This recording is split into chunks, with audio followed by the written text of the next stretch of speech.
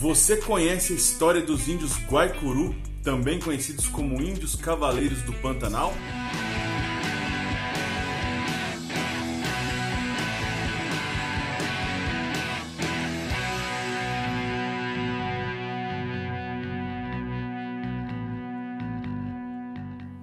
A exploração colonial promovida por portugueses e espanhóis a partir do século XVI no interior do continente americano, especialmente pelo bandeirantismo paulista e a preação da mão de obra indígena, o chamado Negro da Terra, como pelas missões jesuíticas, essas, tanto portuguesas quanto castelhanas, causaram um grande desequilíbrio e uma grande desestruturação das populações que habitavam essa região, especialmente o Pantanal Mato-Grossense. Grandemente afetados por essas ações, os contingentes da população Guarani, que se estabeleceu nessa região por volta do século 9 ou 10 da era cristã, causou um grande vazio demográfico nessa região que até então era inesperado.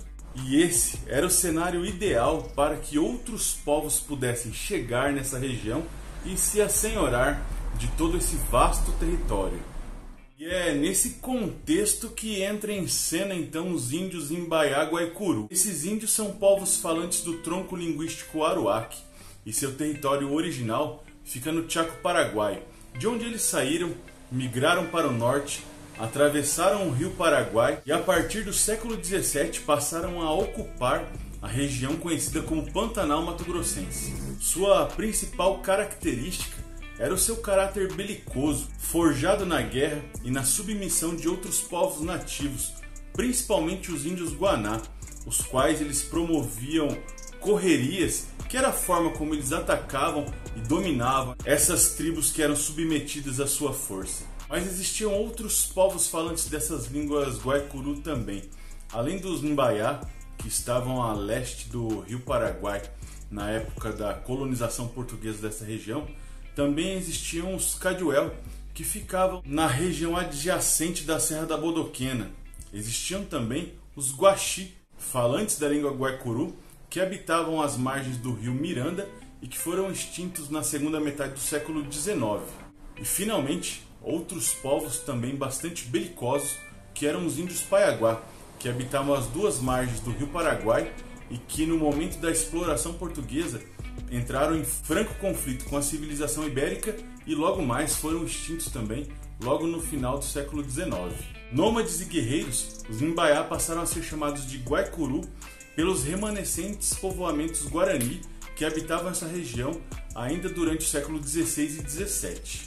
Os Guarani chamavam de Guaicurú todos os povos caçadores e coletores que viviam nas regiões próximas do rio Paraguai, familiarizando então o termo Guaicurú para todos os falantes da língua Aruac. E os Imbaiá já tinham uma agressividade muito conhecida na região, pois eles submetiam e dominavam outras nações indígenas, como os Coroados, Calpés e os Cambeva. Mas além da agressividade, outra característica passou a fazer parte da história dos índios Guaicurú. Os rebanhos de cavalos trazidos pelos colonos de Assunção acabaram subindo a planície do Pantanal e se espalharam por toda a região, encontrando pastagens favoráveis e ausência de predadores, o que fez com que eles se multiplicassem de uma forma inesperada. Os Guaicurú, que promoviam essas correrias diante das outras tribos, das outras nações indígenas, enxergaram no cavalo uma importante ferramenta de guerra e passaram a incorporar esse animal, que estava livremente no território, como uma arma de guerra para promover ataques e ações ainda mais formidáveis contra os seus inimigos. Em meados do século XVII, esses índios passaram a domesticar e montar cavalos e incorporaram esses animais à sua cultura, intensificando ainda mais as rapinas Guaicurus. Por esses motivos, os Guaicurus passaram a ter uma ação muito mais efetiva, muito mais veloz e muito mais eficaz, o que fez com que eles dominassem toda essa região, se tornassem verdadeiros senhores dessa terra quando passaram a receber a alcunha de índios cavaleiros. Mas os Guaicurú também se adaptaram muito bem ao boi e à ovelha, praticando o pastoreio desses animais também como fonte de alimentação. E a adaptação foi tão grande que no final do século XVIII, o governador da capitania de Mato Grosso, Caetano Pinto de Miranda Montenegro, mandou fazer um relatório completo sobre a ação desses índios nos rebanhos, já que esses índios eram muito presentes na região próxima do Presídio de Miranda, que fica onde hoje está a cidade de Miranda, no Mato Grosso do Sul, e assim promover a integração desses povos nativos à economia colonial. Além dos índios horticultores que foram submetidos e dominados pelo poderio Guaicurú, esses índios também resistiram, dificultaram e causaram uma imensa resistência a portugueses e espanhóis que desejavam se estabelecer nessa região. Os flagelos causados pelas hordas Guaicurus acabou adiando por algumas décadas o estabelecimento definitivo dos povos ibéricos nessa região. Contudo, as décadas de enfrentamento entre os povos nativos e esses povos adventícios acabaram minimizando e diminuindo o impacto numérico dos índios Guaicurú que resistiam às investidas ibéricas. Além disso, a chegada de portugueses e espanhóis nessa região trouxe doenças desconhecidas pelos povos nativos, o que acabou impactando negativamente no contingente de povos que habitavam essa região originalmente. Enfraquecidos numericamente, os índios Guaicurú acabaram assinando um tratado de paz com os portugueses já no final do século XVIII. E esse foi o único tratado de paz assinado entre índios e autoridades portuguesas durante o período colonial da história do Brasil. Porém, se inicialmente a presença Guaicurú foi um empecilho tanto para portugueses quanto para espanhóis, após a assinatura do Tratado de Paz, a presença Guaicurú atuou como um tampão diante dos interesses espanhóis, já que dificultava a chegada de qualquer legião espanhola até Cuiabá, que se chegava pelo rio e que era a vila mais importante da capitania do Mato Grosso naquele período. A sociedade Guaicurú era dividida de tal forma que existia uma hierarquia. No topo dessa sociedade estavam os nobres, onde os homens eram chamados de capitães e as mulheres de donas. Na parte intermediária estavam os soldados, que formavam a grande parte que promoviam os ataques às tribos rivais. E na parte mais baixa dessa sociedade estavam os cativos, que eram os índios capturados durante os ataques e incorporados à sociedade Guaicurú. Os Guaicurú tinham a pele escura como cobre e eram altos, alguns deles podendo atingir até 2 metros de altura, e era um hábito muito comum entre os Guaicurus arrancar os pelos da sobrancelha e também dos cílios. Geralmente, esses índios andavam sem roupas, os homens apenas com uma cinta de algodão na cintura e as mulheres com um pano de algodão que ia do pescoço até os joelhos. Esses índios usavam adereços de madeira no lábio inferior e nas orelhas, sendo que os mais ricos, os nobres, utilizavam esses adereços de prata. Outra marca dos índios Guaicurú que chamava muito a atenção eram as tatuagens corporais, feitas de genipapo e urucum, duas plantas locais, e que eram construídas em simetria, com linhas, pontos e uma espécie de xadrez, e se distribuíam pela cabeça, pelo rosto e pelos braços, como essas imagens que vocês estão vendo, que se trata de uma índia Caduel, mas que se auto-intitulam herdeiros dos Guaicurus e portadores da cultura Guaicurú.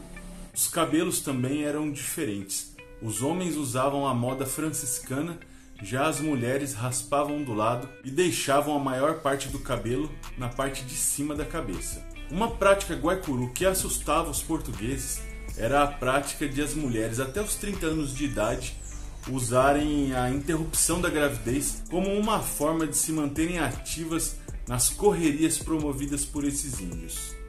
A princípio, essa é uma prática que pode assustar de fato, mas ela era justificada por essa nação ter o hábito de subjugar outros povos, e todos os guerreiros, homens e mulheres, precisavam fazer parte dos assaltos promovidos aos povos rivais. Então, a partir dos 30 anos, as mulheres poderiam ter filhos, e o comum era que cada família tivesse um ou no máximo 2 filhos. Sua religiosidade era muito rica, nomeando estrelas, reconhecendo um Deus bom e também demônios que tentavam os humanos.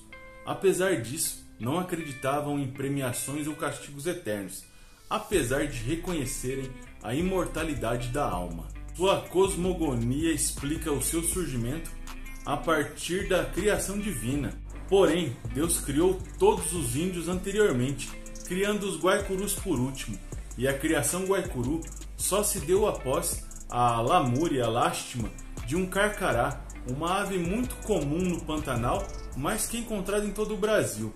Esse carcará percebeu que o Guaicuru não havia sido criado e pediu por sua criação. E nesse momento, toda a riqueza de Deus já havia sido distribuída para os povos que foram criados anteriormente. Restou ao carcará dar-lhes o porrete, o arco, a lança e a flecha, e a possibilidade de fazer guerra contra outros povos. E essa seria a forma como eles sobreviveriam, fazendo guerra e promovendo rapinagens aos povos que receberam um presente de Deus. Porém, apesar da explicação de sua criação, os Guaicuru nunca promoveram qualquer culto ou qualquer forma de adoração a essa ave. E pensando nessa principal característica dos Guaicuru, cabe uma crítica e uma revisão historiográfica promovida por muitos estudiosos sobre a pintura, a obra clássica que imortalizou os Guaicuru. É uma pintura produzida por Jean-Baptiste Debré que mostra uma cena de um ataque Guaicuru. A crítica se faz já que Debré nunca encontrou, nunca avistou sequer um Guaicuru, e sua representação o faz apoiado em um cavalo em um momento de combate onde o índio se encontra, utilizando apoios para permanecer no cavalo e ficar nas costelas do cavalo. O que muitos historiadores contestam é o fato de os Guaicurus nunca utilizarem qualquer forma de ferramenta ou instrumento que proporcionasse a montaria. O faziam em pelo, e o mais correto que se faz a partir dessa reflexão é entender que os índios se deitavam na base do pescoço do animal e não nas costelas do cavalo.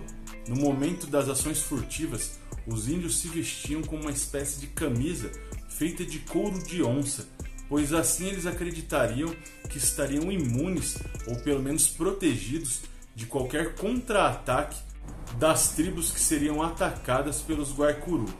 E com relação à guerra contra os povos ibéricos, os Guaicuru, juntamente com os índios Paiaguá, promoveram uma aliança que dificultou excessivamente a implantação de núcleos de povoamentos portugueses nessa região. A aliança entre os Paiaguá e os Guaicuru aconteceu por volta de 1719. Porém, a aliança entre os índios canoeiros e os índios cavaleiros durou até aproximadamente o ano de 1768, quando essa harmonia foi desfeita e de fato se tornou mais fácil a vida dos portugueses que se arriscavam e se aventuravam por essa região. Mas os Guaicuru e os Paiaguá continuaram coexistindo nessa região, no atual estado de Mato Grosso do Sul, até a sua completa extinção, que vai acontecer algumas décadas depois.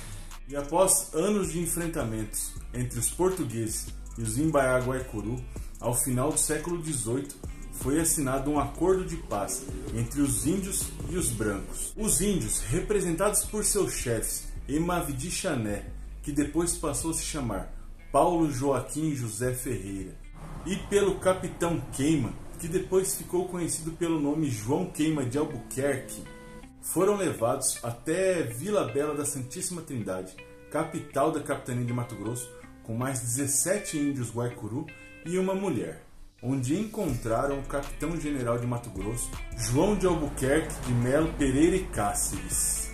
O acordo de paz foi celebrado em 1º de agosto de 1791, com cláusulas de perpétua amizade e aliança entre os índios Guaicuru, o gentil cavaleiro, e os portugueses que viviam naquela região, transformando os índios, inclusive, em súditos da rainha portuguesa Dona Maria I. Além disso, foi conferida patente de capitão aos representantes dos índios, o que dava uma certa autoridade, chefes indígenas, diante mesmo da sociedade portuguesa que se estabeleceu na época naquela região. E a partir dessa data, os índios Guaicuru passaram a ser divididos. Os que viviam na região ao norte de Feixe dos Morros, que é uma localidade no Rio Paraguai, passaram a se associar aos portugueses. Já os que viviam de Feixe dos Morros em direção ao sul, passaram a se associar aos espanhóis estabelecidos em Assunção e que já se encontravam em paz com os índios desde o ano de 1774. No século XIX, com o desenvolvimento da Guerra do Paraguai, as forças imperiais do Brasil contaram com o apoio dos índios Guaicurus para combater ao lado das tropas imperiais. Porém, nesse século, há um progressivo e constante declínio numérico dessa nação indígena no território brasileiro. No final desse século e após a Guerra do Paraguai, o governo imperial cedeu uma ampla região para que esses índios pudessem se estabelecer e perpetuar suas práticas culturais. Essa área de cerca de 500 mil hectares fica na região da Serra da Bodoquena e o Pantanal e está localizada no município de Porto Murtinho, no território de Mato Grosso do Sul. E essa terra indígena atualmente é habitada por outras nações indígenas, mas principalmente por índios Caduel, os únicos falantes da língua aruaque nessa região e que se auto-intitulam herdeiros dos Guaicurus e que mantêm suas práticas e memórias vivas através do seu manejo com o cavalo e também de algumas manifestações culturais, como por exemplo a pintura, a tatuagem e a cerâmica indígena. Por esse motivo, essa terra indígena é conhecida como Terra Caduel. E assim chegamos ao final de mais um vídeo. Eu espero que vocês tenham gostado desse assunto, já que ele é muito rico e diz sobre uma importante região do Brasil, uma importante nação indígena que emprestou sua história para outros índios, os Caduel, mas também na divisão do estado de Mato Grosso e a criação de Mato Grosso do Sul emprestou um pouco da sua história para a identidade sul-mato-grossense, num vídeo que eu até já gravei e já deixei um card aqui para vocês assistirem posteriormente. Então, peço que vocês reflitam sobre esse assunto, refaçam suas considerações acerca da trajetória dos índios em associação com a história do Brasil e que pensem em como toda essa gente, toda essa cultura fez parte do que nós somos agora, brasileiros. É claro que eu não posso deixar de fazer uma recomendação de um assunto tão interessante como esse, que é esse livro, História dos Índios Cavaleiros, ou a Nação Guaicuru, de Francisco Rodrigues do Prado. Esse livro foi escrito, por um comandante do Forte Coimbra e é um relato da época do final do século XVIII sobre como era a relação entre índios e portugueses nessa região do Brasil, nesse contexto, e é muito rico em detalhes. É lógico que eu não consegui falar tudo que tem nesse livro, nesse vídeo, mas eu tenho certeza que você pode sim aumentar o seu repertório e conhecer ainda mais sobre essa nação indígena. É um livro que foi publicado pelo Instituto Histórico e Geográfico de Mato Grosso do Sul e você encontra à venda talvez no próprio Instituto Histórico, talvez em um sebo online, enfim, pode procurar que eu tenho certeza que ele é acessível a todos aqueles que desejarem saber mais sobre essa rica história desse povo fantástico que foi o Guaicuru. Então, se você gostou do vídeo, recomenda para um amigo, para um colega, para alguém que mora nessa região, para um professor de história que você quer que ele conheça mais sobre esse assunto. Enfim, para quem você desejar, espalhe esse vídeo pelas redes sociais, deixe um comentário, enfim, se inscreva no canal para acompanhar mais vídeos sobre esse assunto. Tem uma playlist de história indígena, tem uma playlist de história de Mato Grosso do Sul, que eu tenho certeza que algum desses vídeos irão lhe agradar. Então é isso aí, se inscreva no canal e não deixe de curtir os vídeos toda segunda-feira que eu vou postando aqui para vocês, beleza? Então é isso aí, muito obrigado se você ficou até o final e nos vemos na próxima segunda. Valeu, gente, tchau, tchau!